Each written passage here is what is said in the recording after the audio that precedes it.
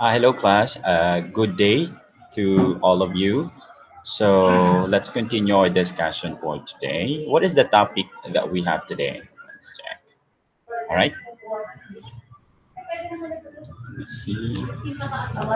So, class, our topic for today is the Spanish Renaissance, and that is from the lesson 7, which is romancing chivalry. Okay. So we'll be talking more of this Spanish Renaissance today. Okay. So before we proceed to our topic, I have here a quotation coming from Martin Luther the King Jr. He said that we are not makers of history, we are made by history. Okay, so who we are today is a product of our history. Okay, whatever happened in the past, it may affect to how we behave or how we decide things or whatever happens we have right now.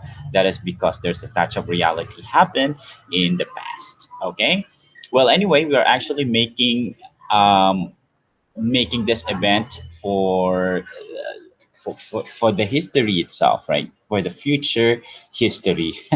So we are not makers of history, we are made by history. So the Spanish Renaissance, this period was marked with a renewed interest in art and literature. So these were the invention of printing press in 1474, Spain unification in 1479, the subsequent discovery of America in 1492 paved by the way for the Spanish Renaissance, otherwise known as Siglo de Oro, or we called it Golden Age. So we have here also a famous poetic and their masterpieces during this Spanish era. So we have here Fray Luis de Leon, and he was actually born in 1527 at Belmonte, Cuenca province, Spain. And he was died in August 23rd, 1591 at Madrigal de las Atlas. He was a mystic and poetic who contributed greatly to the Spanish Renaissance literature. Okay. Next, we have Fernando di Herrera. He was born in 1534 in Sevilla, Spain, and he was died in 1597. He was a lyric, poet, and man of letters who was one of the leading figures in the first school of Sevilla, a group of 16th century Spanish neoclassic poets and humanists who were concerned with rhetoric and the form of language. That is a great contribution on this era. Another we have Garcilaso de la Vega. He was born on 1503 in Toledo, Spain, and he was died in October 14, 1536. He was nice, Duchy of Savoy, and the first major poet in the golden age of Spanish literature. That is on the 1500 to 1650. And of course, we have Miguel de Cervantes. He was born on September 29, 1547 uh, in Alcalá de Henares, Spain, and he was died on April 22nd in the year 1616 in Madrid. So he was a Spanish novelist, playwright, and poet. The creator of Don Quixote actually became popular during 1605 to 1615, and the most important and celebrated figure in Spanish literature. So his novel Don Quixote, one of the earliest canonical novels. So this is the topic that we're going to talk about. We're going to go in depth what is Don Quixote is all about. So before we proceed to go on that particular topic, let's challenge your mind. Okay. So, what is your thought about what conflicts exist between fantasy and reality? Okay. Again, the question is what conflicts exist between fantasy and reality? So, I know there is a answer back on your mind, or you have your own answer with uh, differentiating between the two. So we all know that the fantasy is just a product of mind or is a product of imagination. It never happens. It never exists. Although there's a touch of reality in there to make the story, parang more um, reality, no? But the difference is this is a product of mind that you can just create a different world or any dimension of the world that your audience want to want to be there or want to experience uh, whatever imaginary world that you just created. Okay, in a reality, there's a facts, there's an evidences, or there is a year where this event or situation happened. Okay, and of course, since we're going to talk about Don Quixote, we all know that during the Spanish era, there's a lot of knight in there. Okay, so we have a modern knight. We can consider our soldier, policeman as a knight. Okay, but what is the essence of being a knight? What makes a knight during that classical era? Okay, but you have to remember, class, that Don Quixote is a prime example of the principle of the intertextuality. So, as you read or watch this book or on a video clip, you will find several references to romantic texts previous to it. Moreover, the work is also considered as satire, as it uses humorous or humor to critique the notions of chivalry that was popular during the medieval ages. So, if you're going to ask me, sir, what do you mean by satire?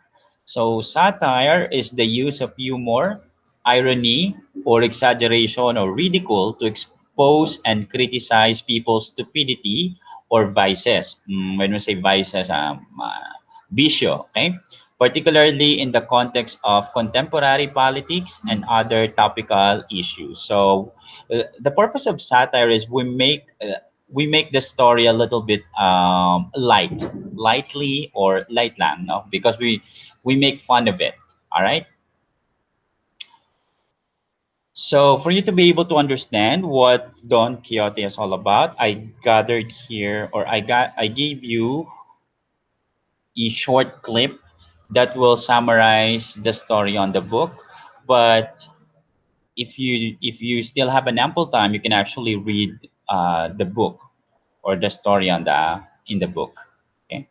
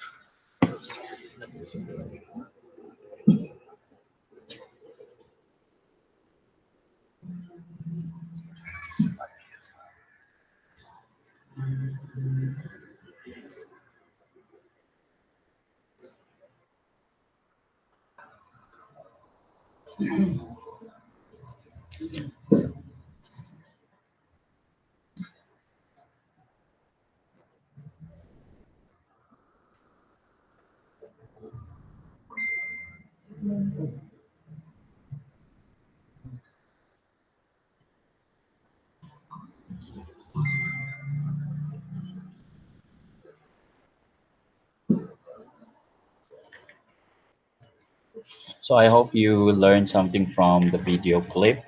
Just in case that you cannot play the video, you can actually visit this website or this link posted on your screen. You can copy that and you can watch that on YouTube entitled Don Quixote Summary. Okay, Don Quixote Summary. It's a video clip. So for your attendance, answer your comment with regards to the question, in what ways does Don Quixote achieve its purpose to satirize the popular notions of chivalry or knighthood? Okay, in what ways? I'm referring with the ways. Okay, does Don Quixote achieve its purpose to satirize the popular notions of chivalry or knighthood? Just give me one. Okay, for your attendance, you can comment your answer on the comments section. That will serve as your attendance. All right. So we'll be continuously discussing this lesson tomorrow. Okay. So bye.